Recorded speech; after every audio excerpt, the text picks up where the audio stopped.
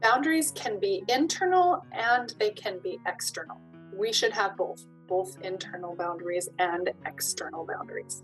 And external boundaries are usually what we think of when we think of boundaries, and you can think of them as our barrier or our way of protecting ourselves from bad or from things in our environment, things that come that we don't want to invade our space in any way. That can be physically, that can be emotionally, that can be sexually, it can be in any way, it can be verbally. So our external boundaries protect us essentially from others or from things in our environment that may cause harm. And those are really important. When we're engaging with the world, we need a way of protecting ourselves because we value ourselves and we're worth protecting and watching out for. It becomes really fundamental to being able to function in the world and to adult in the world, to have these external boundaries, because we are going to be encountering situations and other people that are going to, in some way and to some degree, be toxic or to introduce damage that could happen to us. And our boundaries are what protect us from living in a world where we are at the whim or at the mercy of whatever environment we find ourselves in.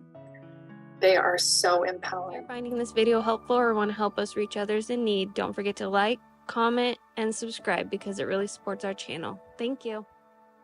Internal boundaries are also really critical to our engaging with the world. Our internal boundaries are what essentially protect other people from negative or from things that might be going on within ourselves. And this can be in a simple, easy, relatively benign way. You might have heard people say, maybe even jokingly, you don't have to say everything that crosses your mind. That's an example of an internal boundary. There are tons of things that go through our minds that would not be appropriate necessarily to spit out of our mouth. So our internal boundaries are a way of protecting others from something that might be damaging to them, that might be going on within us. If we're emotionally reactive, if we're really angry, if something happened maybe at work and we're coming home and there's just a lot of intensity and we're fuming, maybe we need to take a beat before going in and engaging with kids or with others. Maybe we need to take some space and calm. This becomes really significant when, for example, I deal with a lot of women who are in trauma, and trauma can really amplify the need for these internal boundaries to protect our loved ones from inappropriately reaping the results of our trauma when we might become emotionally flooded or overreactive because as a trauma response. So internal boundaries also are really critical to engaging with the world.